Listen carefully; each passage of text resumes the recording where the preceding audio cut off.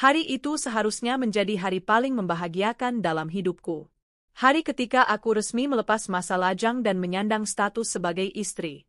Sejak subuh, rumah kontrakan kecil tempatku tinggal bersama ibu sudah dipenuhi kesibukan.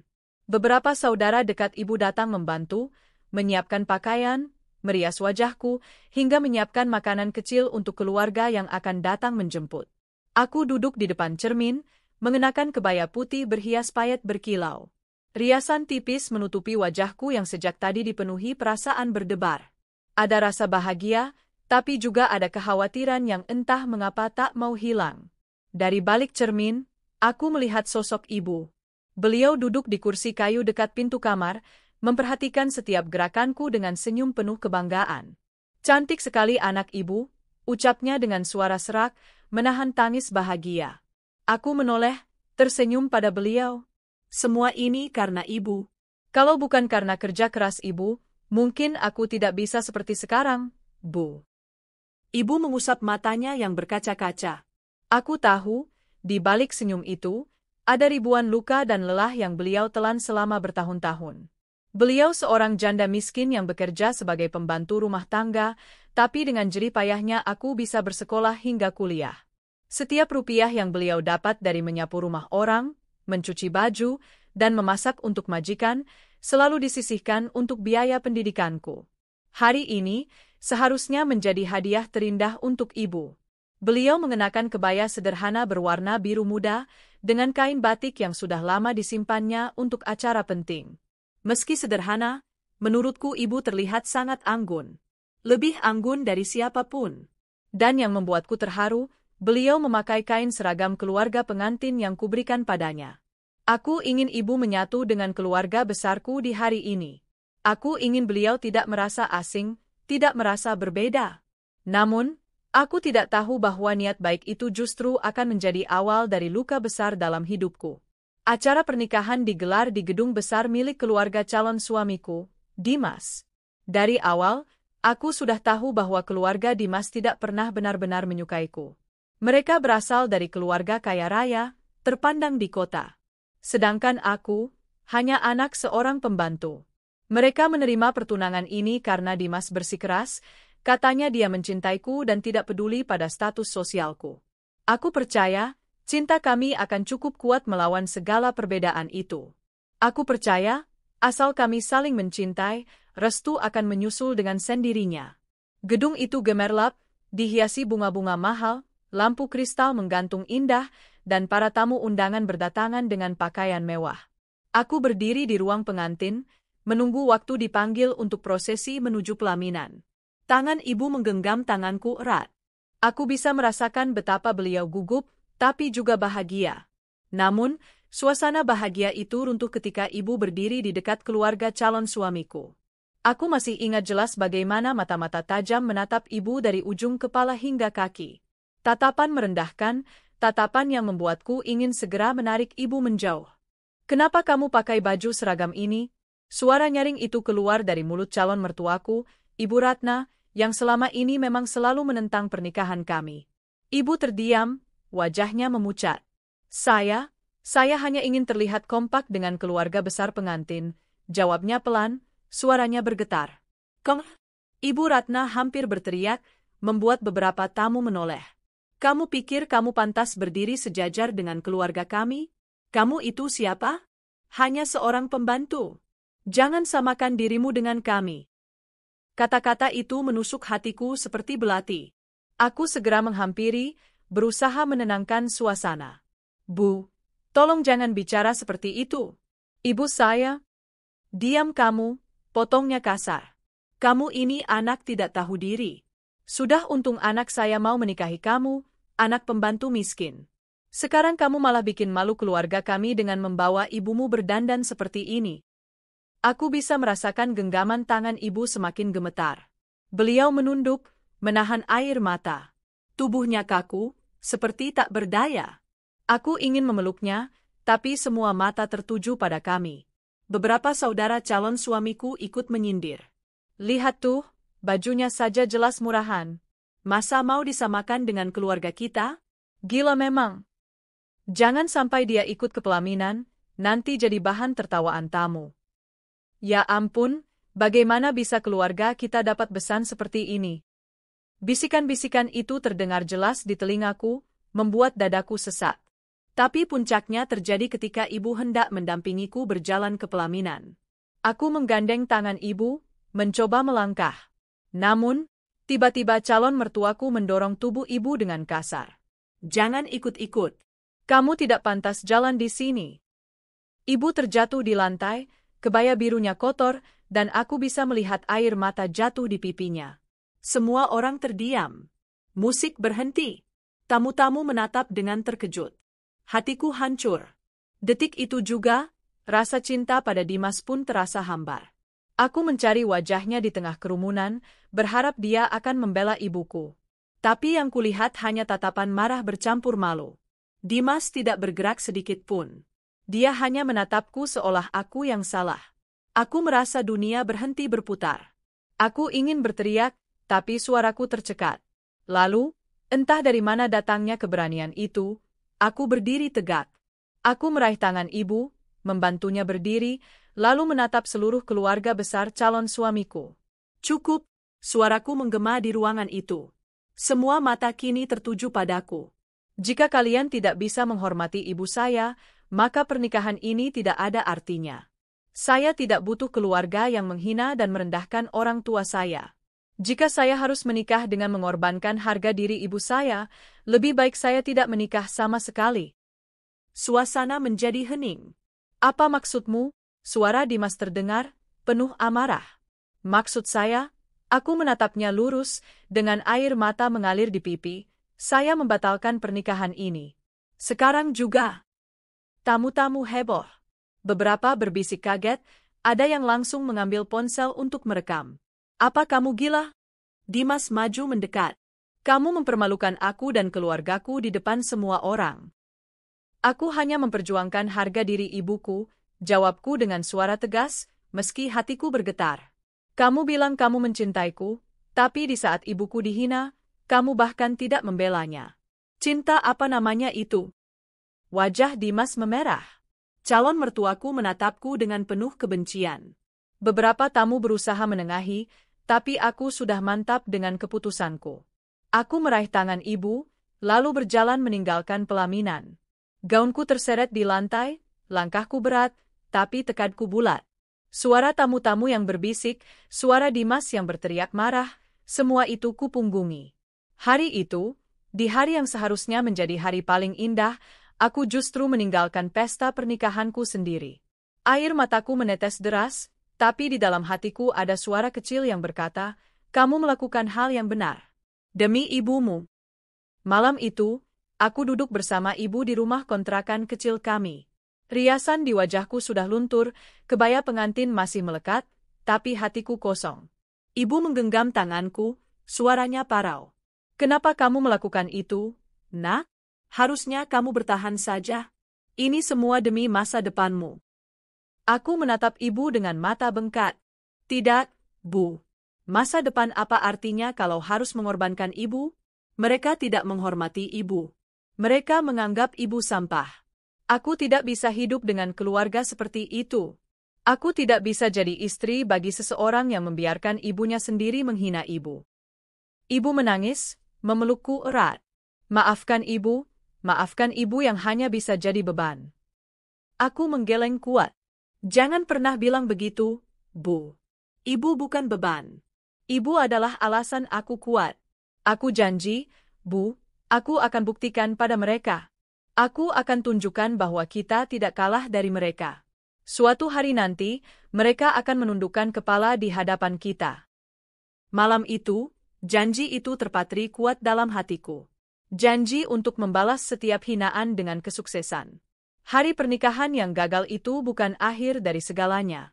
Justru itu adalah awal dari perjalanan baru dalam hidupku, perjalanan panjang untuk membuktikan bahwa aku dan ibuku pantas dihormati, lebih dari siapapun. Sejak hari itu, hidupku tak lagi sama. Pesta pernikahan yang kubatalkan mendadak menjadi bahan pembicaraan seluruh tamu undangan, lalu menyebar begitu cepat keluar gedung. Di era media sosial, kabar buruk menyebar lebih cepat dari angin. Malam itu juga, Video rekaman aku membatalkan pernikahan tersebar di mana-mana. Semua orang membicarakan tentang pengantin perempuan yang kabur dari pelaminan.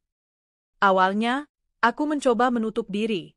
Aku mematikan ponselku, tidak membuka media sosial, tidak berani keluar rumah. Tapi suara-suara itu tetap sampai ke telingaku. Kasihan sekali, gagal menikah di hari haji.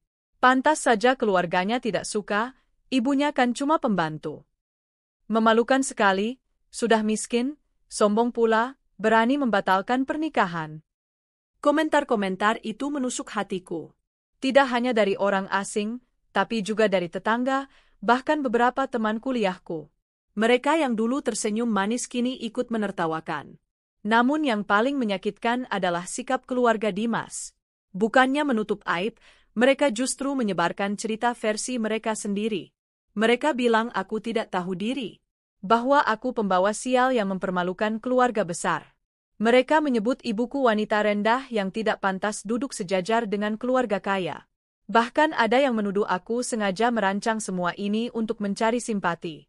Aku mendengar semua itu dari bisikan tetangga. Ada yang bilang, keluarga Dimas menjelek-jelekkan aku dan ibuku di setiap arisan keluarga, bahkan di acara gereja atau pengajian tempat mereka sering hadir. Nama kami menjadi bahan olokan. Anak pembantu kok mau jadi pengantin mewah? Pantas ditolak. Malu kalau punya besan begitu. Kasihan, akhirnya balik ke rumah kontrakan lagi, hidup susah lagi. Ibu mencoba menenangkanku. Jangan dengarkan mereka, Nak. Orang kalau sudah benci, apapun yang kita lakukan tetap salah di matanya. Tapi aku tahu, di balik ketegarannya, ibu juga terluka. Aku sering melihatnya duduk sendirian di kamar, menatap kosong, atau diam-diam mengusap air mata. Beliau merasa bersalah, seolah-olah semua ini terjadi karena dirinya. Suatu malam, aku mendengar ibu berdoa dengan suara lirih. Ya Tuhan, kenapa engkau beri cobaan ini pada anakku? Biarlah aku saja yang kau hina, jangan anakku. Dia sudah terlalu banyak menderita. Jangan biarkan dia menanggung lebih banyak rasa sakit karena aku. Air mataku menetes mendengar doa itu. Hatiku semakin teriris. Aku tahu ibu merasa rendah diri, merasa keberadaannya menjadi beban. Padahal bagiku, ibu adalah segalanya. Malam itu aku berjanji pada diriku sendiri, aku tidak akan membiarkan siapapun lagi menginjak harga diri ibu. Hari-hari berikutnya semakin berat. Setiap kali aku keluar rumah, selalu ada bisikan. Anak-anak kecil mengejek, itu pengantin gagal. Itu yang ditinggal di pelaminan. Aku mencoba tegar, tapi setiap ejekan itu seperti belati baru yang menoreh luka lama. Dimas? Dia tidak pernah menemuiku lagi. Tapi kabar tentang kemarahannya sampai padaku. Katanya, dia menyesal pernah mencintaiku. Dia menyalahkanku atas semua yang terjadi. Keluarganya pun menyimpan dendam. Suatu kali, aku berpapasan dengan salah satu sepupu Dimas di pasar. Ia menatapku dari ujung kepala hingga kaki dengan pandangan jijik. Sudah puas mempermalukan keluarga kami? Kalau aku jadi kamu, aku tidak akan berani keluar rumah. Malu, katanya dengan nada sinis. Aku terdiam, menahan air mata, lalu berjalan pergi tanpa menjawab. Sejak itu, aku tahu mereka tidak akan pernah berhenti. Mereka akan terus menghinaku dan ibuku. Tapi di balik semua kepedihan itu, ada sesuatu yang menyala dalam diriku. Amarah, luka, dendam. Aku teringat wajah ibu saat didorong di hari pernikahanku. Aku teringat tatapan merendahkan keluarga Dimas. Aku teringat semua hinaan yang dilemparkan pada ibuku. Dan aku berjanji, suatu hari nanti, aku akan membalas semua ini. Aku mulai merenung tentang hidupku. Aku sadar, aku tidak boleh terus terpuruk. Jika aku menyerah, maka benar kata mereka, aku hanyalah anak pembantu miskin yang tidak akan pernah bisa bangkit. Tapi aku tidak mau itu. Aku ingin lebih. Aku harus lebih. Aku akan sukses, Bu, kataku suatu malam ketika kami duduk bersama. Ibu menoleh, menatapku dengan mata lelah. Nak, jangan pikirkan mereka. Tidak usah balas dendam. Cukup kita hidup tenang, itu sudah cukup. Aku menggeleng. Tidak, Bu. Mereka sudah terlalu jauh. Mereka tidak hanya merendahkan kita, tapi juga menghina ibu. Aku tidak bisa diam saja.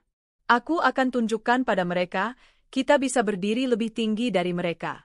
Aku akan buat mereka menyesal pernah menginjak harga diri ibu. Ibu terdiam lama.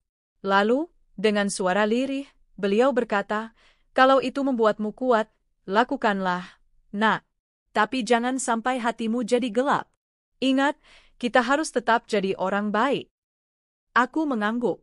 Aku mengerti maksud ibu. Aku tidak akan balas dendam dengan kekerasan. Aku tidak akan menjelekkan mereka seperti yang mereka lakukan padaku. Tapi aku akan balas dengan cara lain, dengan kesuksesan.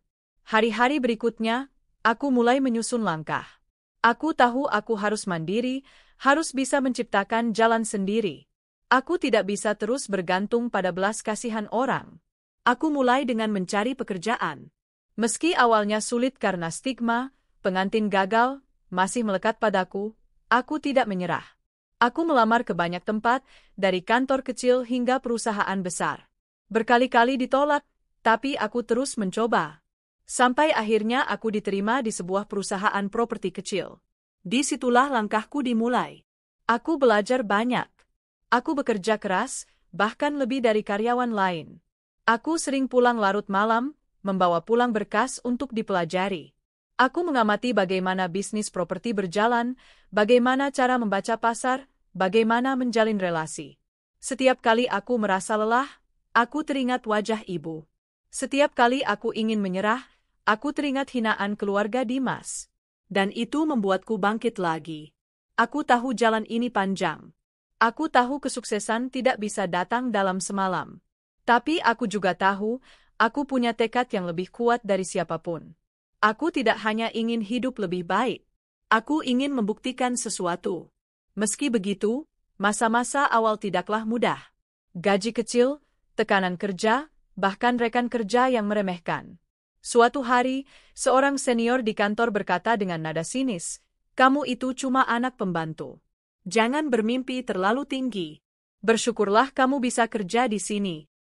Aku tersenyum pahit, tapi di dalam hati aku berjanji, aku akan buktikan, suatu hari nanti aku lebih tinggi darimu. Aku mulai menabung sedikit demi sedikit. Setiap rupiah yang bisa kusimpan, kusisihkan. Aku tidak lagi memikirkan membeli barang-barang mewah atau bersenang-senang. Semua uangku untuk masa depan. Aku juga mengikuti seminar, membaca buku bisnis, dan belajar dari internet. Malam-malamku dihabiskan dengan mempelajari cara membangun perusahaan, cara investasi, cara mengatur keuangan. Ibu sering melihatku sibuk dengan catatan-catatan. "Kamu jangan terlalu keras pada dirimu sendiri, nak," katanya lembut. Aku tersenyum. "Aku tidak apa-apa, Bu. Aku sedang membangun masa depan kita." Namun, hinaan dari keluarga mantan tidak berhenti. Suatu kali aku mendengar kabar, mereka mengatakan di depan banyak orang bahwa aku tidak akan pernah sukses.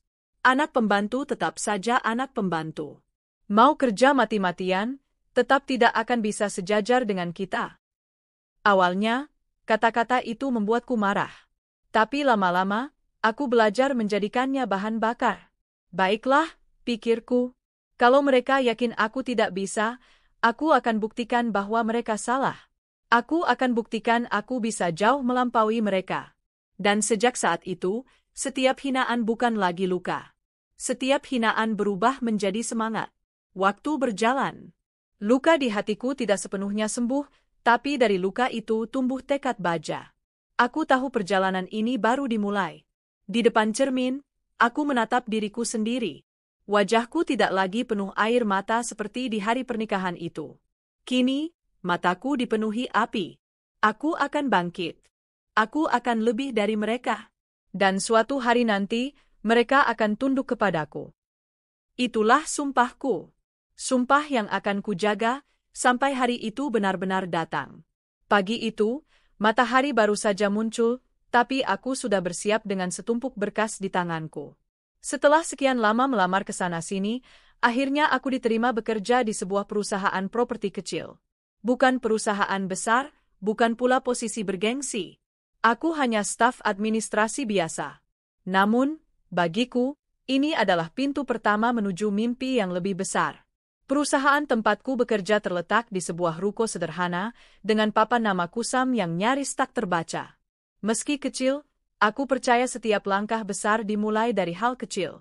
Aku tidak peduli pada cibiran orang yang mengatakan, kerja di perusahaan kecil begitu tidak ada masa depannya. Bagi mereka mungkin benar. Tapi bagi aku, inilah awal dari segalanya. Hari-hariku dipenuhi dengan tumpukan dokumen, laporan keuangan, hingga mengatur jadwal meeting pimpinan. Seringkali aku harus lembur hingga malam, sementara rekan kerja lain sudah pulang. Ada kalanya aku merasa lelah, tubuhku nyaris roboh, tapi semangatku tidak pernah padam. Aku tahu, setiap kertas yang kupegang, setiap data yang kuketik, adalah ilmu. Aku memperhatikan pola, bagaimana perusahaan mencari klien, bagaimana mereka menawar tanah, bagaimana mereka menjual rumah-rumah sederhana. Aku bahkan sengaja meminta tugas tambahan. Jika ada rapat dengan klien, aku akan berusaha ikut meski hanya duduk di sudut ruangan. Dari sana aku mendengarkan bagaimana bosku bernegosiasi, bagaimana cara mereka membujuk calon pembeli, bagaimana trik marketing dimainkan. Banyak rekan kerja yang heran. Ngapain sih kamu repot-repot belajar begitu? Toh kita cuma karyawan, kata salah seorang senior dengan nada mengejek. Aku hanya tersenyum. Dalam hati aku berkata, ya, mungkin bagimu ini hanya pekerjaan. Tapi bagiku, ini adalah sekolah kehidupan. Setiap kali aku pulang larut malam, ibu selalu menunggu. Beliau menyiapkan teh hangat, menyambutku dengan senyum meski wajahnya terlihat letih. Capek, nak? Tanyanya. Aku menggeleng, walaupun jelas tubuhku terasa remuk. Tidak, Bu. Aku senang. Aku belajar banyak.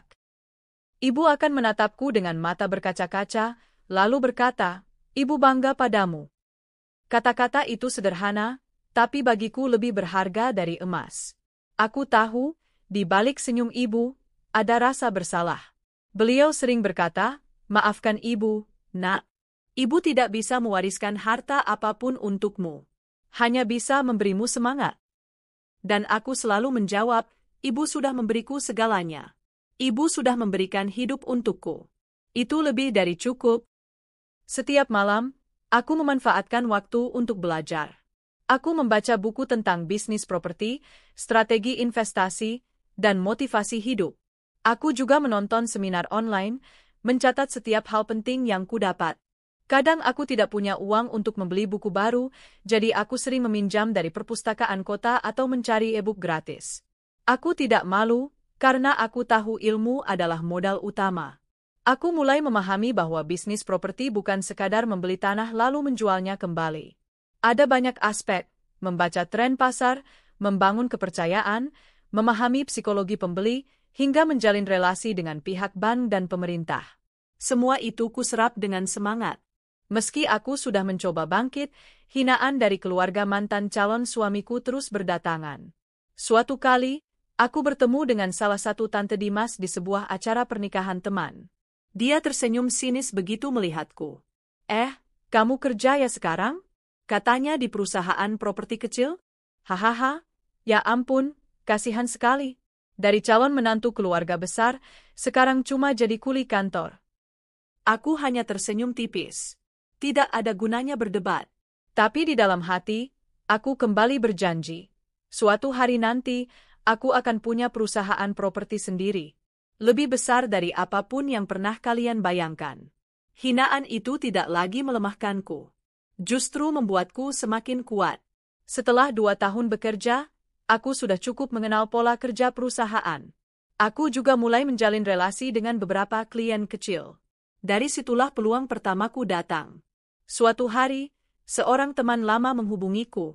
Ia ingin menjual sebidang tanah warisan keluarganya. Nilainya tidak terlalu besar, tapi lokasinya cukup strategis. Aku langsung terpikir, ini kesempatan. Namun masalahnya, aku tidak punya modal. Tabunganku masih terlalu sedikit. Aku sempat hampir menyerah, tapi aku tidak mau kesempatan itu hilang. Aku memberanikan diri meminjam uang dari bank dengan jaminan apa adanya. Prosesnya sulit, tapi aku tidak menyerah. Aku presentasi, membuat rencana sederhana, hingga akhirnya pinjaman itu disetujui. Dengan uang pinjaman itu, Aku membeli tanah tersebut, lalu menjualnya kembali dengan sedikit renovasi dan promosi. Dan, hasilnya, aku berhasil mendapatkan keuntungan pertamaku. Tidak besar, tapi cukup untuk membuatku yakin, aku bisa. Dari keuntungan pertama, aku memutarnya lagi. Aku membeli lahan kecil, membangun rumah sederhana, lalu menjualnya. Lalu mengulanginya lagi. Perlahan, tabunganku bertambah. Aku masih tetap bekerja di kantor, tapi di luar jam kerja aku mulai membangun usahaku sendiri. Ibu membantuku sebisanya, kadang ikut menyiapkan makanan untuk para tukang yang bekerja. Aku tidak bisa banyak membantu, Nak, katanya. Aku tersenyum. Bantuan ibu sudah lebih dari cukup.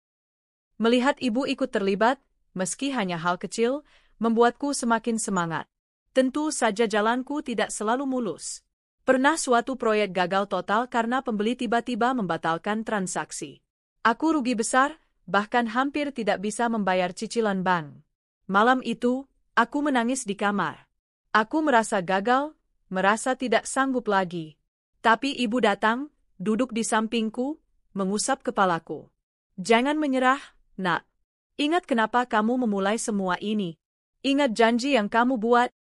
Kata-kata itu membuatku sadar. Aku bangkit lagi. Aku mencari solusi, menjual aset kecil, dan melunasi cicilan. Lalu aku memulai lagi dari awal. Setiap kegagalan kujadikan pelajaran. Setiap luka kujadikan motivasi.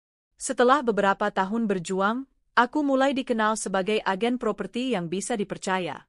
Klien mulai berdatangan, rekan bisnis mulai melirik. Aku pun memberanikan diri mendirikan perusahaan kecilku sendiri. Awalnya hanya berupa kantor sederhana dengan beberapa karyawan. Tapi bagiku, ini adalah pencapaian besar. Dari seorang gadis miskin yang pernah dihina, kini aku memiliki perusahaanku sendiri. Ibu menangis haru saat aku menunjukkan papan nama perusahaan baruku. Anakku, sekarang punya perusahaan sendiri, suaranya bergetar. Aku memeluknya erat. Semua ini untuk ibu. Tanpa ibu, aku tidak akan sampai di sini. Meski sudah punya perusahaan kecil, aku tahu perjalananku masih panjang. Aku belum puas. Aku belum merasa cukup. Aku teringat lagi semua hinaan itu. Wajah ibu saat jatuh di lantai pelaminan. Tatapan merendahkan keluarga mantan. Semua itu masih jelas di kepalaku. Dan aku tahu, aku belum bisa tenang sampai aku benar-benar bisa berdiri jauh di atas mereka. Aku berdiri di depan kantor baruku, menatap langit biru. Di dalam hati, aku berkata, aku baru mulai. Suatu hari nanti, aku akan jadi pemimpin di dunia properti. Aku akan jadi lebih besar dari mereka semua. Dan saat hari itu tiba, mereka akan menyesal pernah menghina ibuku. Membangun perusahaan dari nol tidak pernah mudah. Apalagi aku, seorang perempuan muda yang tidak memiliki latar belakang keluarga kaya atau koneksi besar. Banyak orang meremehkanku. Ada yang bilang aku tidak akan bertahan lama, ada pula yang menuduhku hanya numpang nama. Namun, semua itu justru membuatku semakin bersemangat. Kantorku awalnya hanya sebuah ruko sempit dengan 3 karyawan. Meja-meja bekas, kursi seadanya, bahkan AC pun kadang rusak. Namun, semangat kami membara. Aku menanamkan satu hal pada timku, kejujuran dan kepercayaan adalah modal utama. Orang boleh lebih kaya, lebih besar, lebih berpengaruh. Tapi kalau kita bisa dipercaya, mereka akan datang pada kita, kataku saat rapat kecil pertama. Kami bekerja siang malam. Aku turun langsung ke lapangan, menemui pembeli, berbicara dengan tukang, bahkan ikut mengangkat bahan bangunan. Tidak jarang aku pulang dengan baju penuh debu. Tapi aku tidak malu. Aku tahu, inilah perjuangan. Perlahan, nama perusahaan kami mulai dikenal. Dari proyek kecil rumah sederhana, kami beralih ke perumahan berskala menengah. Para pembeli puas, mereka merekomendasikan kami ke orang lain. Jaringan semakin luas. Aku sadar aku tidak bisa bersaing dengan perusahaan besar lewat modal. Karena itu, aku mencari cara lain, strategi pemasaran. Aku memanfaatkan media sosial untuk mempromosikan proyek-proyekku. Saat perusahaan besar masih sibuk dengan cara lama, aku sudah menggunakan Instagram, Facebook, bahkan YouTube untuk menunjukkan proses pembangunan. Aku ingin calon pembeli melihat transparansi. Setiap progres pembangunan, kuunggah. Setiap rumah yang selesai, kupamerkan dengan bangga. Aku juga selalu menekankan testimoni pembeli yang puas. Hasilnya luar biasa. Banyak anak muda yang tertarik membeli rumah di proyekku karena merasa lebih dekat dan percaya. Namun tentu saja, keberhasilan awal ini membuat beberapa perusahaan lain merasa tersaingi. Mereka mulai menyebar isu miring tentangku. Awas, jangan beli rumah dari dia. Dia itu masih baru, belum pengalaman. Perusahaannya kecil, pasti gampang bangkrut. Bahkan ada yang mencoba menjatuhkanku dengan cara kotor, menyuap pejabat agar proyekku dipersulit. Aku hampir putus asa. Tapi ibu selalu menguatkanku. Ingat, nak, tidak ada jalan yang lurus tanpa kerikil. Kalau kamu berhenti hanya karena dihalangi, berarti mereka berhasil. Aku pun bangkit. Aku mencari cara, memperbaiki dokumen, melobi pihak-pihak yang berwenang dengan cara jujur. Butuh waktu lebih lama, tapi akhirnya aku berhasil melewati hambatan itu. Dan justru karena itu, aku semakin dikenal sebagai pengusaha muda yang bersih dan bisa dipercaya. Setiap kali aku menghadiri acara bisnis, aku selalu mengajak ibu. Banyak orang heran, kenapa kamu selalu membawa ibumu? Aku menjawab tegas, karena beliau adalah alasanku ada di sini. Tanpa beliau, aku bukan siapa-siapa. Aku ingat satu momen ketika kami diundang ke sebuah seminar pengusaha properti nasional. Semua orang mengenakan pakaian mewah, dengan pasangan elegan. Aku datang bersama ibu, yang hanya mengenakan kebaya sederhana. Beberapa orang sempat memandang rendah, tapi ketika aku naik ke panggung untuk berbicara tentang strategi bisnis, semua mata tertuju padaku. Setelah selesai, banyak yang menghampiri, mengucapkan selamat, bahkan ingin bekerja sama. Di depan semua orang, aku memperkenalkan ibu. Inilah ibu saya, perempuan yang dulu bekerja sebagai pembantu untuk membiayai kuliah saya. Semua keberhasilan saya adalah berkat beliau. Ibu menangis, dan aku tahu malam itu, harga dirinya yang pernah diinjak, kini mulai terangkat. 5 tahun sejak berdiri, perusahaanku tidak lagi kecil. Kami sudah berhasil membangun beberapa komplek perumahan, apartemen sederhana, bahkan ruko-ruko.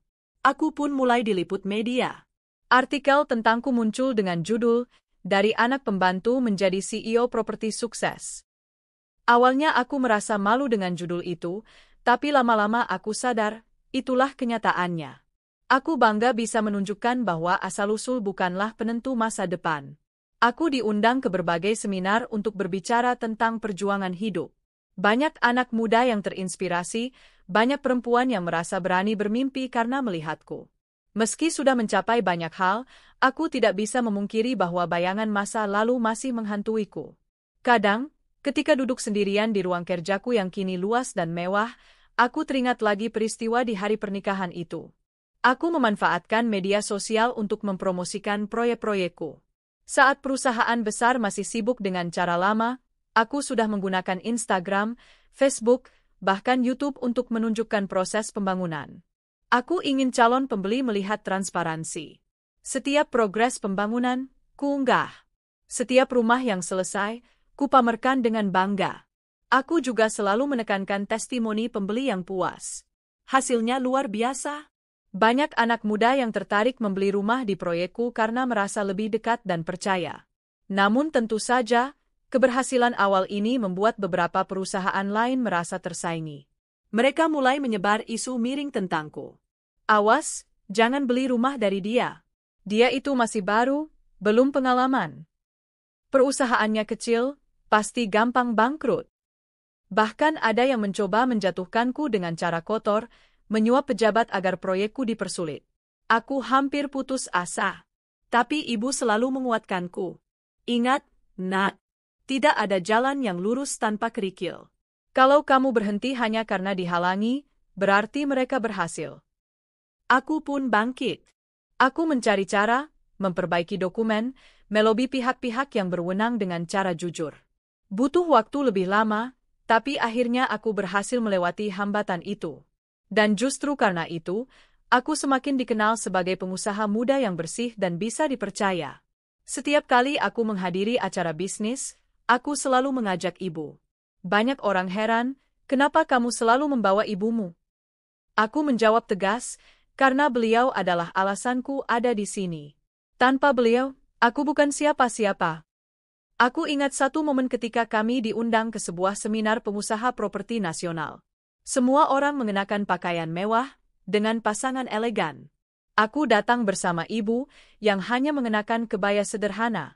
Beberapa orang sempat memandang rendah, tapi ketika aku naik ke panggung untuk berbicara tentang strategi bisnis, semua mata tertuju padaku. Setelah selesai, banyak yang menghampiri, mengucapkan selamat, bahkan ingin bekerja sama. Di depan semua orang, aku memperkenalkan ibu. Inilah ibu saya, perempuan yang dulu bekerja sebagai pembantu untuk membiayai kuliah saya. Semua keberhasilan saya adalah berkat beliau. Ibu menangis, dan aku tahu malam itu, harga dirinya yang pernah diinjak, kini mulai terangkat. 5 tahun sejak berdiri, perusahaanku tidak lagi kecil. Kami sudah berhasil membangun beberapa komplek perumahan, apartemen sederhana, bahkan ruko-ruko. Aku pun mulai diliput media. Artikel tentangku muncul dengan judul, "Dari anak pembantu menjadi CEO properti sukses." Awalnya aku merasa malu dengan judul itu, tapi lama-lama aku sadar, itulah kenyataannya. Aku bangga bisa menunjukkan bahwa asal-usul bukanlah penentu masa depan. Aku diundang ke berbagai seminar untuk berbicara tentang perjuangan hidup. Banyak anak muda yang terinspirasi, banyak perempuan yang merasa berani bermimpi karena melihatku. Meski sudah mencapai banyak hal, aku tidak bisa memungkiri bahwa bayangan masa lalu masih menghantuiku. Kadang, ketika duduk sendirian di ruang kerjaku yang kini luas dan mewah, aku teringat lagi peristiwa di hari pernikahan itu.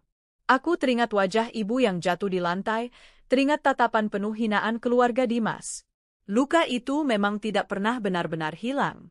Tapi kini, setiap kali bayangan itu datang, aku tersenyum. Karena aku tahu, tanpa luka itu, aku mungkin tidak akan pernah punya kekuatan sebesar ini. Suatu sore, aku menghadiri acara pameran properti di Hotel Bintang 5. Saat sedang berbincang dengan beberapa investor, tiba-tiba aku melihat sosok yang tidak asing. Salah satu sepupu Dimas. Dia menatapku dengan kaget, lalu mencoba bersikap seolah tidak kenal. Tapi aku bisa melihat jelas raut wajahnya yang tercengang. Mungkin dia tidak menyangka, gadis yang dulu dihina sebagai anak pembantu, kini berdiri di depan para investor dengan percaya diri. Aku tidak menyapanya. Aku tidak perlu. Cukup dengan keberadaanku di sana, aku sudah membuktikan sesuatu. Kini, aku tidak lagi hanya ingin membuktikan diri pada keluarga Dimas. Tujuanku lebih besar, aku ingin membuktikan pada dunia bahwa siapapun bisa sukses meski berawal dari bawah. Aku mulai merancang proyek besar, sebuah kawasan hunian modern dengan konsep ramah lingkungan. Proyek ini membutuhkan modal besar, tapi aku yakin. Aku mencari investor, menyusun proposal, dan akhirnya berhasil mendapatkan dukungan. Proyek itu sukses besar. Nama perusahaanku semakin melambung. Aku masuk daftar pengusaha muda inspiratif di sebuah majalah bisnis ternama. Di tengah semua kesibukan, aku tidak pernah melupakan ibu. Aku membelikan rumah besar untuk kami, lengkap dengan taman yang indah. Aku juga membangun usaha kecil untuk ibu, agar beliau tetap merasa sibuk. Suatu sore, ibu duduk di teras rumah sambil tersenyum. Dulu, ibu tidak pernah berani bermimpi bisa tinggal di rumah seperti ini. Aku menggenggam tangannya. Semua ini milik ibu. Kalau bukan karena ibu, aku tidak akan pernah bisa sampai di sini. Air mata bahagia mengalir di pipinya. Dan di saat itu, aku merasa semua perjuanganku terbayar. Meski sudah bahagia, aku tidak bisa memungkiri bahwa dendamku belum padam. Aku masih menunggu hari di mana keluarga Dimas benar-benar melihat kesuksesanku. Aku tidak ingin sekadar sukses di kejauhan. Aku ingin mereka melihat langsung. Aku ingin mereka merasakan sendiri bagaimana rasanya dihancurkan oleh seseorang yang dulu mereka hina. Dan aku tahu, waktunya akan datang. Aku berdiri di balkon rumahku yang tinggi, memandang ke langit malam. Bintang-bintang berkelip, seakan memberi tanda. Bu, kataku dalam hati, aku sudah jauh melampaui apa yang pernah kita bayangkan. Tapi aku belum selesai. Aku akan terus maju. Aku akan terus membuktikan bahwa kita layak dihormati. Dan suatu hari nanti, mereka akan menunduk di hadapan kita. Api tekad itu masih menyala. Semakin besar. Karena aku tahu, perjalanan balas dendam manis ini baru saja dimulai. Hari-hariku penuh dengan pekerjaan. Meeting dengan investor, rapat dengan tim, presentasi di berbagai kota. Hidupku seakan hanya berputar di sekitar perusahaan. Aku merasa lengkap bersama ibu, tapi di sisi lain aku sadar, ada ruang kosong di hatiku yang tak pernah terisi sejak aku meninggalkan pernikahanku dulu. Beberapa kali ada yang mencoba mendekatiku, pengusaha muda, pejabat, bahkan seorang artis terkenal. Tapi entah mengapa, hatiku selalu dingin. Bukan karena aku trauma, tapi karena aku tidak ingin asal memilih. Aku sudah pernah salah percaya pada orang yang salah, dan aku tidak mau itu terulang. Hari itu aku menghadiri sebuah forum bisnis internasional di Jakarta. Acara besar itu mempertemukan banyak pengusaha sukses dari berbagai negara. Aku hadir sebagai pembicara salah satu panel diskusi. Setelah selesai, aku berdiri di dekat meja minuman, mengambil segelas jus jeruk. Saat itulah aku melihat seorang pria berjalan ke arahku. Tingginya semampai, wajahnya tegas, dengan senyum yang menawan.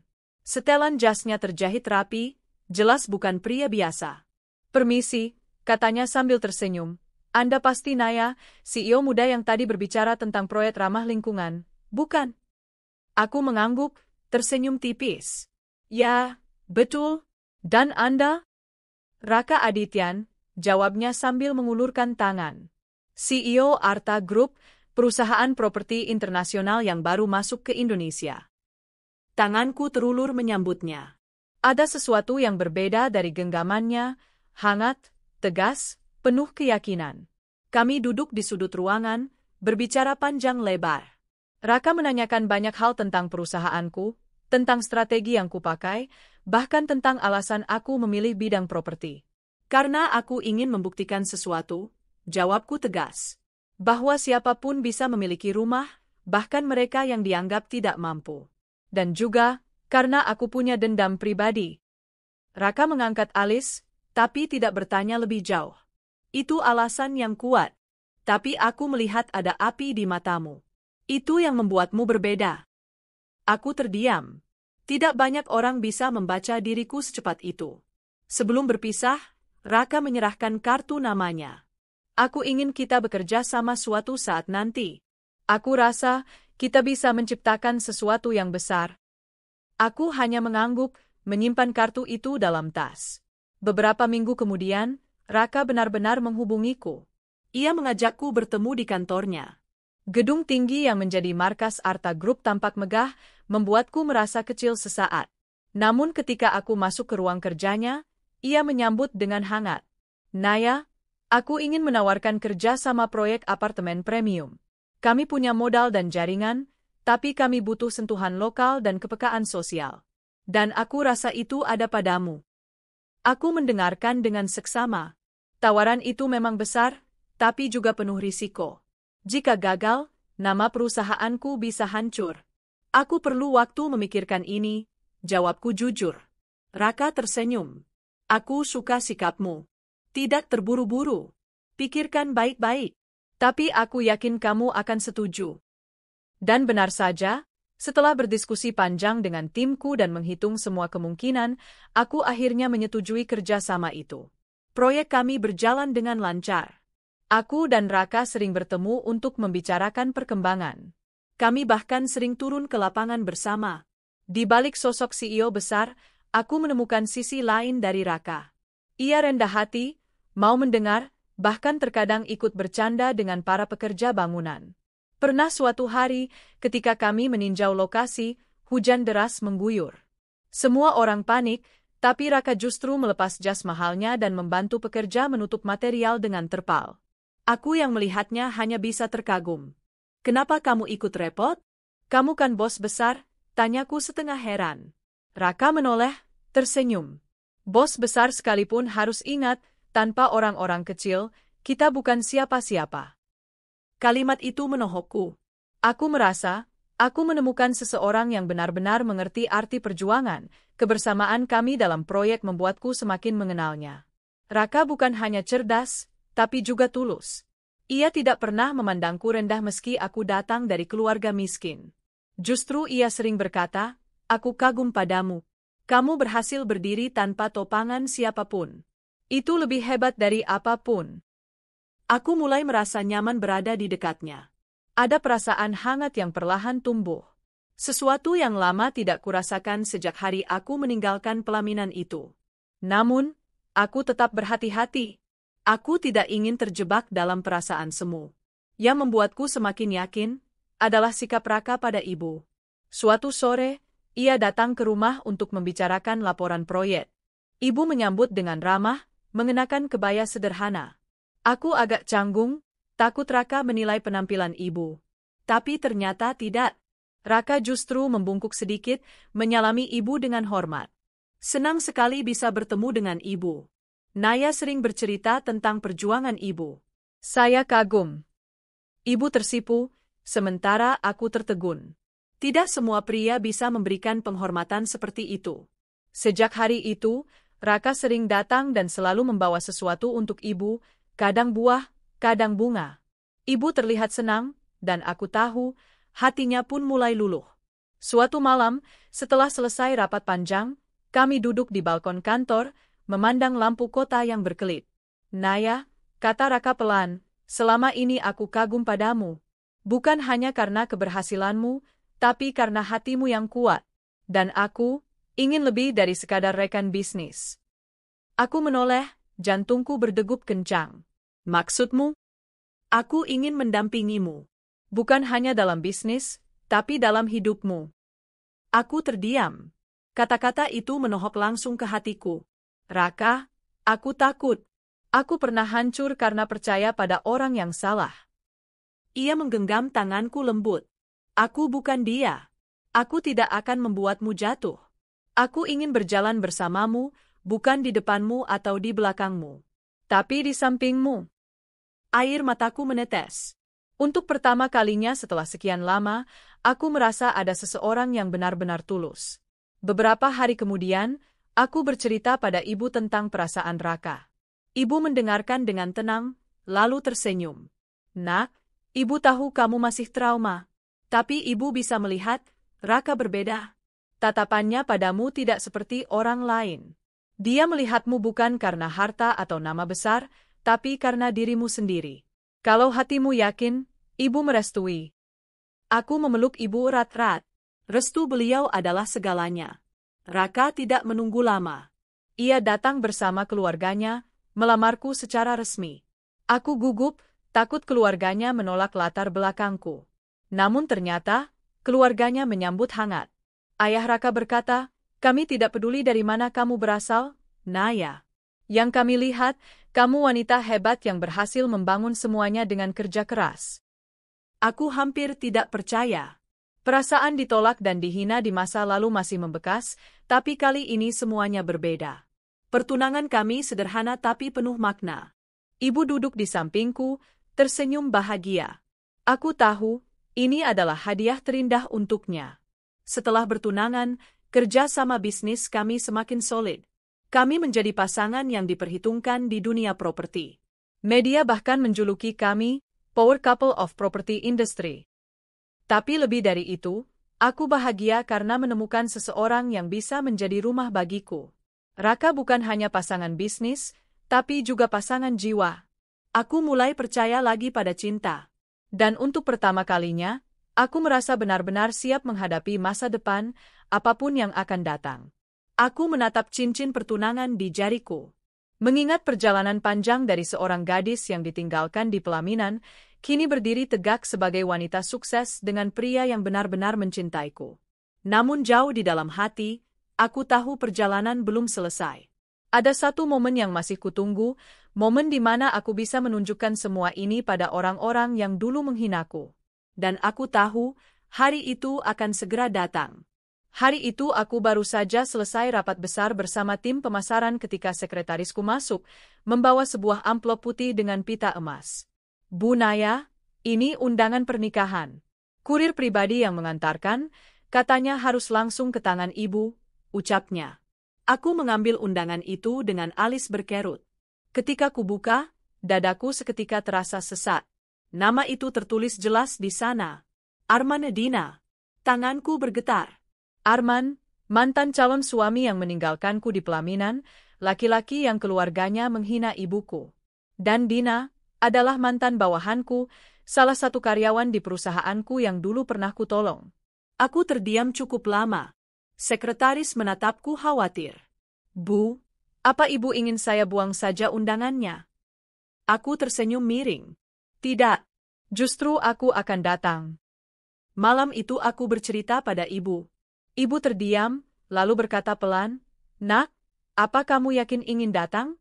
Ibu takut kamu hanya akan membuka luka lama." Aku memegang tangan ibu. Bu, luka lama itu sudah sembuh.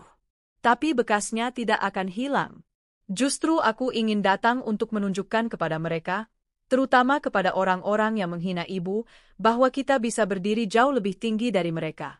Aku ingin ibu lihat sendiri bahwa yang dulu mereka anggap hina, kini lebih mulia dari mereka. Ibu menatapku lama, lalu mengangguk dengan mata berkaca-kaca. Kalau begitu, ibu ikut bersamamu. Aku tahu, kedatanganku bukan hanya sekadar menghadiri undangan. Ini adalah panggung pembuktian. Raka, tunanganku, mendukung penuh. Ia berkata dengan tenang, "Kalau kamu ingin mereka tahu siapa dirimu sekarang, pastikan kamu hadir sebagai dirimu yang sebenarnya, seorang ratu." Maka aku pun menyiapkan semuanya dengan detail. Gaun malam rancangan desainer internasional, perhiasan elegan, dan mobil mewah terbaru yang dipinjamkan langsung oleh partner bisnis otomotifku. Namun lebih dari itu, aku menyiapkan sesuatu yang lebih berharga. Keberanian hari yang kutunggu pun tiba.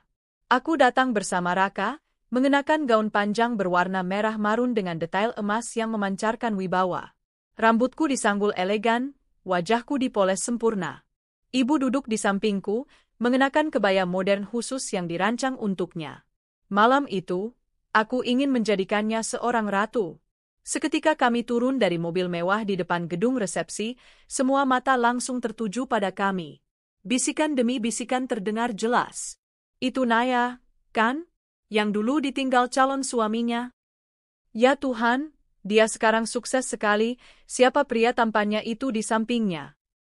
"Sepertinya CEO Arta Group, mereka pasangan bisnis yang terkenal itu." Aku melangkah dengan kepala tegak. Setiap langkahku seolah mengetuk lantai, meninggalkan gema yang membuat semua orang menoleh. Di pelaminan, Arman dan istrinya berdiri menyambut tamu. Saat matanya melihatku, wajahnya seketika berubah pucat. Dina, istrinya, terlihat terkejut sekaligus canggung. Aku tersenyum manis, lalu menyodorkan tangan. "Selamat ya, Arman. Akhirnya kamu menemukan pasangan hidup." Arman menelan ludah. Tangannya gemetar saat menyambut uluranku. "Nah, ya, aku menoleh pada Dina, tersenyum ramah. "Dan kamu, Dina, selamat. Semoga pernikahan kalian bahagia." Dina hanya tersenyum kaku. Ia tahu benar bahwa aku adalah atasannya, pemilik perusahaan tempat ia bekerja. Yang paling kutunggu adalah bertemu dengan keluarga Arman, orang-orang yang dulu menghina dan mendorong ibuku. Ketika aku melangkah ke arah mereka, aku bisa melihat jelas keterkejutan di wajah mereka. Ibu Arman bahkan nyaris menjatuhkan gelas yang ia pegang. "Bu, Pak," kataku tenang sambil tersenyum, "lama tak bertemu. Semoga sehat selalu." Mereka terdiam, tidak tahu harus berkata apa. Tatapan mereka penuh dengan keterkejutan, bercampur malu. Aku menggandeng ibu ke hadapan mereka. "Ingat ibu, wanita yang dulu kalian hina, yang kalian anggap tidak pantas ada di pelaminan kalian? Sekarang, lihatlah. Beliau adalah tamu kehormatanku malam ini. Tanpa beliau, aku tidak akan menjadi seperti sekarang. Beliau ratu di hatiku, dan malam ini, beliau ratu di hadapan kalian." Ibu hanya tersenyum tenang, meski aku bisa melihat matanya berkaca-kaca. Keluarga Arman terdiam, tak sanggup membalas. Para tamu di sekitar kami mulai berbisik-bisik, bahkan sebagian menepuk tangan pelan. Semua orang bisa merasakan kekuatan kata-kataku. Arman dan keluarganya hanya bisa menunduk. Mereka mungkin berharap aku tidak datang, atau kalaupun datang, aku akan merasa terhina lagi. Tapi kenyataan justru berbalik. Sebelum berlalu, aku menoleh pada Dina yang masih kaku berdiri di pelaminan. Dina, kataku lembut tapi menusuk. Ingat, sebagai istri sekaligus karyawan di perusahaan saya, jaga nama baik suamimu dan keluargamu. Jangan sampai perbuatan masa lalu terulang dalam bentuk lain. Saya tidak ingin mendengar ada yang diperlakukan hina hanya karena latar belakangnya. Dina menunduk, wajahnya merah padam. Iya, Bu. Kalimat itu sengaja kuucapkan keras-keras agar didengar para tamu. Aku dan Raka kemudian berjalan meninggalkan pelaminan dengan penuh wibawa. Ibu diapit di tengah, bak seorang ratu yang dihormati. Sebelum benar-benar pergi, aku sempat menoleh ke arah Arman. Ia masih menatapku dengan wajah penuh penyesalan, seolah menyadari betapa besar kesalahan yang ia buat dulu. Namun bagiku, penyesalannya bukan lagi penting. Aku sudah selesai dengan masa laluku. Malam itu, aku hanya ingin menunjukkan bahwa kami, aku dan ibu, tidak pernah layak diperlakukan hina. Di mobil, ibu menggenggam tanganku erat. Nak, terima kasih. Ibu tidak pernah membayangkan bisa melalui semua ini. Dulu ibu hanya seorang pembantu yang dianggap tidak layak, tapi malam ini, ibu merasa menjadi orang yang paling berharga. Aku tersenyum, menahan air mata. Karena memang begitu adanya, Bu. Ibu adalah ratu dalam hidupku. Raka yang duduk di sampingku menambahkan, dan mulai sekarang, bukan hanya Naya yang memuliakan ibu. Saya juga. Ibu adalah keluarga saya. Ibu meneteskan air mata, tapi kali ini air mata bahagia. Belakangan, aku mendengar dari orang-orang bahwa setelah pesta itu, keluarga Arman sering dibicarakan. Banyak yang menilai mereka sombong karena dulu merendahkan keluargaku dan kini harus menunduk di hadapan kesuksesanku. Sementara Arman sendiri, meski menikah dengan Dina, tidak pernah benar-benar lepas dari bayanganku. Aku bisa melihat jelas dari tatapannya tadi, tatapan seorang lelaki yang menyesali pilihannya. Tapi aku tidak peduli. Hidupku sudah terlalu indah untuk diisi penyesalan orang lain. Balas dendamku bukanlah dengan kata-kata kasar atau tindakan kejam. Balas dendamku adalah keberhasilan. Aku membuktikan bahwa hinaan bukanlah kutukan, melainkan bahan bakar untuk bangkit. Dan malam itu, aku benar-benar merasa menang. Bukan hanya karena membuat mereka terkejut, tapi karena aku bisa melihat ibuku tersenyum dengan bangga, duduk di sampingku, dihormati semua orang. Itulah kemenangan sejati. Aku menatap keluar jendela mobil, lampu kota berkelip-kelip menemani. Di sampingku ada ibu yang bahagia, ada Raka yang siap menjadi pendamping hidupku. Dan aku tahu, perjalanan hidupku telah mencapai babak baru. Aku bukan lagi gadis miskin yang dipermalukan di pelaminan. Aku adalah wanita yang bangkit, membalas dendam dengan cara paling elegan, kesuksesan dan kebahagiaan. Setelah malam penuh pembuktian di pesta pernikahan Arman, aku dan Raka semakin dekat. Ia tidak hanya menjadi rekan bisnis, tapi juga penopang perasaan. Hingga suatu hari, Raka mengajakku makan malam di sebuah restoran di puncak gedung pencakar langit Jakarta. Pemandangan lampu kota berkelap-kelip membuat suasana begitu romantis. Saat musik lembut mengalun, pelayan datang membawa hidangan penutup. Namun, alih-alih kue biasa, yang datang adalah kotak kecil beludru biru di atas nampan perak. Aku menoleh pada Raka dengan terkejut. Ia tersenyum lembut, lalu berlutut di hadapanku. Naya, katanya dengan suara bergetar, aku tahu perjalanan hidupmu tidak mudah. Kamu pernah terluka, pernah dikhianati, pernah dipermalukan. Tapi aku ingin menjadi orang terakhir yang kamu lihat setiap pagi dan orang terakhir yang menggenggam tanganmu setiap malam. Maukan kamu menikah denganku?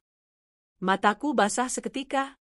Kenangan masa lalu yang pahit terlintas cepat, tapi kini semuanya tergantikan oleh kebahagiaan. Aku mengangguk sambil menahan tangis.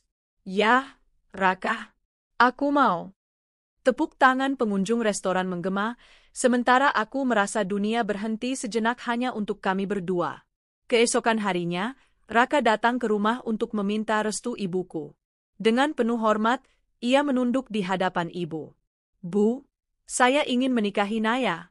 Saya tahu ibu telah berjuang membesarkan beliau seorang diri dengan kerja keras dan pengorbanan. Saya berjanji, mulai hari ini, saya akan menjaga Naya, menghormati ibu, dan membuat keluarga kita bahagia bersama. Mohon restu ibu. Ibu meneteskan air mata, menggenggam tangan Raka erat-erat. Nak Raka, ibu sudah lama menganggapmu anak sendiri. Kalau kamu benar-benar mencintai Naya, ibu tidak bisa berkata apa-apa selain restu ibu sepenuhnya untuk kalian. Aku yang mendengar percakapan itu hanya bisa menangis bahagia. Restu ibu adalah segalanya bagiku. Berbeda dengan pernikahanku yang gagal dulu, kali ini aku ingin pernikahan yang penuh kebahagiaan, tanpa rasa takut, tanpa hinaan, tanpa air mata. Aku mengajak ibu dalam setiap proses persiapan. Mulai dari memilih gaun, menentukan dekorasi, hingga memilih undangan. Semua harus melibatkan ibu, karena bagiku, beliau adalah tokoh utama dalam hidupku. Bu, kali ini ibu tidak hanya boleh, tapi harus duduk di kursi paling depan, mendampingiku, kataku saat kami mencoba seragam keluarga. Ibu tersenyum dengan wajah bercahaya. Nak, ibu tidak pernah membayangkan bisa sampai sejauh ini. Dulu ibu hanya berharap kamu bisa sekolah tinggi dan hidup layak. Tapi kini, kamu memberi ibu lebih dari yang ibu impikan. Aku menggenggam tangannya erat. Semua ini karena doa dan kerja keras ibu. Hari besar itu akhirnya tiba. Pagi yang cerah menyambutku saat aku mengenakan gaun pengantin putih rancangan khusus. Kainnya berkilau, dengan potongan elegan yang sederhana namun mewah. Aku bercermin dan melihat seorang wanita yang berbeda dari dulu. Bukan lagi gadis yang dipermalukan, melainkan wanita yang siap melangkah ke masa depan dengan kepala tegak. Ibu berdiri di sampingku dengan kebaya hijau zamrud yang indah. Rambutnya disanggul rapi, wajahnya bersinar penuh kebanggaan. Bu, siapkah kita melangkah ke pelaminan kali ini? Tanyaku sambil tersenyum. Ibu mengangguk, matanya berkaca-kaca. Siap, nak. Kali ini tanpa ada yang bisa menghentikan kita. Saat musik pernikahan mengalun, aku berjalan menuju pelaminan dengan ibu menggandeng tanganku. Semua tamu berdiri, memberikan tepuk tangan hangat. Tidak ada hinaan, tidak ada dorongan kasar, hanya kekaguman. Raka menungguku di pelaminan dengan senyum penuh cinta. Saat melihatku berjalan, matanya berkaca-kaca. Ketika akhirnya aku sampai di sisinya, ia menggenggam tanganku erat. Kamu terlihat seperti ratu, Naya. Aku tersenyum. Dan kamu rajaku. Saat prosesi akad nikah dimulai, suasana menjadi hening penuh hikmat. Raka mengucapkan ijab kabul dengan lantang, suara tegasnya membuat seluruh ruangan bergetar. Alhamdulillah, sah, seru para saksi. Aku meneteskan air mata bahagia. Akhirnya, aku resmi menjadi istri pria yang benar-benar mencintaiku tanpa syarat. Ibu menepuk bahuku sambil berbisik, Nak, perjuanganmu tidak sia-sia. Ibu bangga padamu. Resepsi digelar di ballroom mewah Hotel Bintang 5. Dekorasi bunga putih dan lampu kristal membuat suasana bak negeri dongeng. Aku dan Raka duduk di pelaminan, menerima ucapan selamat dari para tamu yang berdatangan. Para pebisnis besar, tokoh penting, bahkan pejabat hadir untuk memberi restu. Namun yang paling berharga bagiku adalah melihat ibu tersenyum bahagia, duduk di kursi kehormatan. Tidak ada yang berani meremehkan beliau. Semua menghormati, semua memuji, semua kagum pada sosok wanita yang berhasil membesarkan putri sehebat aku. Di tengah pesta, aku melihat sosok yang tak asing. Arman dan keluarganya hadir. Rupanya mereka sengaja datang tanpa undangan, ingin menunjukkan muka. Namun yang terjadi justru sebaliknya. Mereka terlihat canggung, bahkan malu, ketika melihat betapa megahnya pestaku dan betapa bahagianya aku bersama Raka. Aku hanya tersenyum samar, lalu menggenggam tangan Raka lebih erat. Aku tidak perlu lagi membalas dendam pada mereka. Kehidupan ini sendiri sudah menunjukkan siapa yang benar-benar menang. Malam itu, setelah pesta usai, aku dan Raka berdiri di balkon hotel, menatap langit berbintang. Naya, kata Raka sambil menggenggam tanganku, mulai malam ini, aku janji akan selalu ada di sampingmu. Aku tidak akan pernah membiarkanmu merasa sendiri lagi. Aku akan mencintai ibumu seperti ibuku sendiri. Kita akan membangun keluarga yang penuh cinta, tanpa rasa hina, tanpa luka. Aku menatap matanya dengan haru. Dan aku janji, aku akan mencintaimu dengan seluruh hatiku. Aku tidak lagi takut masa lalu, karena masa depanku sudah bersamamu. Raka mengecup keningku lembut. Malam itu aku merasa dunia seolah berhenti, membiarkan kami merayakan cinta kami berdua. Beberapa hari setelah pernikahan, aku mendapati ibu duduk di taman rumah baru kami, menatap bunga-bunga yang bermekaran. "Bu, apa yang ibu pikirkan?" tanyaku sambil duduk di sampingnya. Ibu tersenyum hangat. "Ibu hanya sedang bersyukur. Dulu ibu sering menangis sendirian, takut kamu tidak akan bahagia. Tapi kini, melihatmu bersama Raka, melihat bagaimana ia menghormati ibu merasa semua penderitaan masa lalu terbayar lunas." Aku memeluk ibu erat-erat. "Bu, mulai sekarang, tidak ada lagi air mata kesedihan. Yang ada hanya air mata bahagia." Hari-hari setelah pernikahan berlalu dengan penuh kebahagiaan. Aku menjalani peranku sebagai istri sekaligus pemimpin perusahaan. Raka selalu mendukungku, tidak pernah menghalangi langkahku. Ibu tinggal bersama kami, menikmati masa tuanya dengan damai. Setiap pagi, ia menyambut kami dengan senyum hangat. Aku tahu hidup tidak selalu mulus, akan ada tantangan baru di depan. Tapi aku juga tahu, dengan Raka di sisiku dan ibu yang selalu mendoakan, aku bisa menghadapi segalanya. Pernikahanku dulu memang terpaksa kubatalkan karena penghinaan. Tapi pernikahanku kali ini adalah hadiah terindah dari Tuhan, sebuah awal baru yang penuh cinta dan kebahagiaan. Aku berdiri di depan jendela besar rumahku, menatap mentari pagi yang perlahan naik. Cahaya keemasan menembus kaca, menyinari ruang tamu megah yang dulu hanya ada dalam mimpiku. Di sampingku, ibuku duduk di kursi goyang kesayangannya, tersenyum sambil menatapku. Wajahnya kini tenang, jauh berbeda dengan dulu ketika hidup kami penuh kepahitan. Perjalanan ini begitu panjang, penuh luka, pengkhianatan, dan penghinaan. Aku pernah hampir menikah dengan orang yang salah, dalam keluarga yang salah, dengan situasi yang salah. Hari itu, hari yang seharusnya menjadi hari paling membahagiakan, justru berubah menjadi hari paling kelam. Ibuku dihina, dipermalukan, bahkan sampai didorong jatuh hanya karena status sosial kami. Luka itu membekas begitu dalam, hingga aku bersumpah tidak akan pernah membiarkan siapapun merendahkan ibuku lagi. Dari titik terendah itulah aku bangkit. Aku belajar, bekerja keras, jatuh bangun membangun usaha dari nol. Semua rasa sakit kujadikan bahan bakar untuk melangkah lebih jauh. Aku tidak hanya ingin sukses untuk diriku sendiri, tapi untuk ibuku, wanita hebat yang selama ini menjadi perisai hidupku. Kini, ketika aku melihat ke belakang, aku sadar bahwa semua yang kulalui bukanlah sebuah kutukan, melainkan jalan yang ditempa Tuhan agar aku menjadi kuat. Tanpa pernikahan yang gagal itu, mungkin aku tidak akan pernah menemukan kekuatan sebenarnya. Tanpa penghinaan itu, mungkin aku tidak akan pernah punya tekad sebesar ini.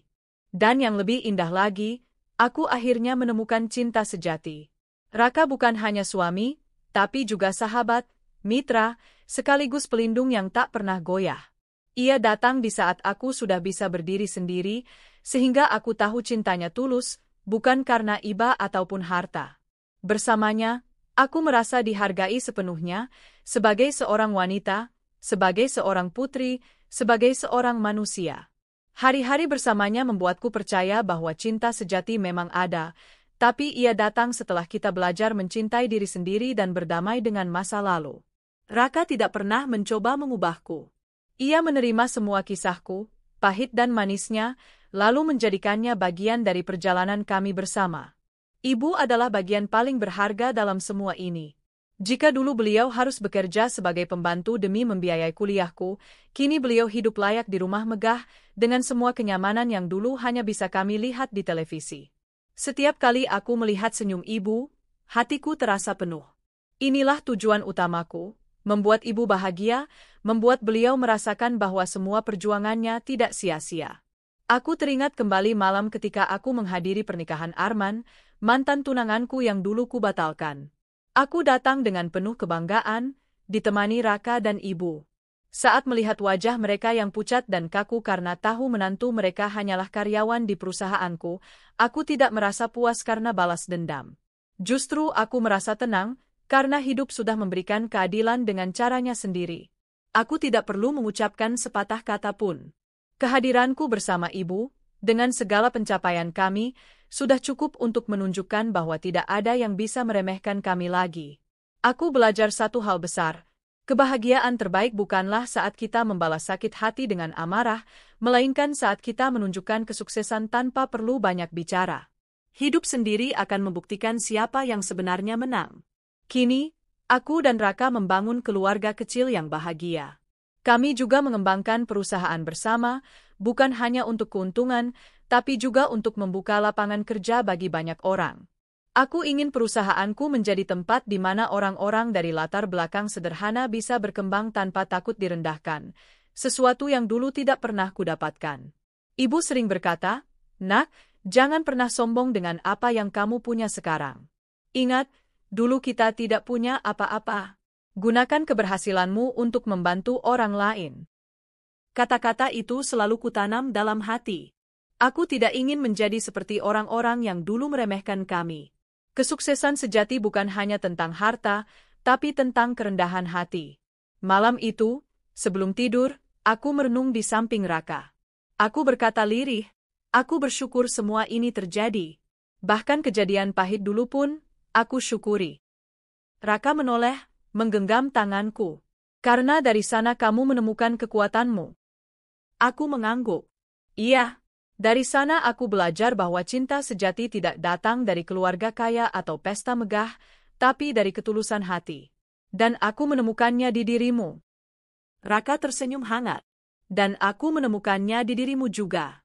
Kamu adalah bukti bahwa luka bisa berubah menjadi kekuatan. Aku memejamkan mata, memeluknya erat. Dalam hati, aku berdoa, "Ya Tuhan, terima kasih karena Engkau mengganti semua air mataku dengan kebahagiaan yang lebih indah." Aku tahu perjalanan hidupku masih panjang. Akan ada rintangan baru, akan ada ujian baru. Tapi kali ini aku tidak takut lagi.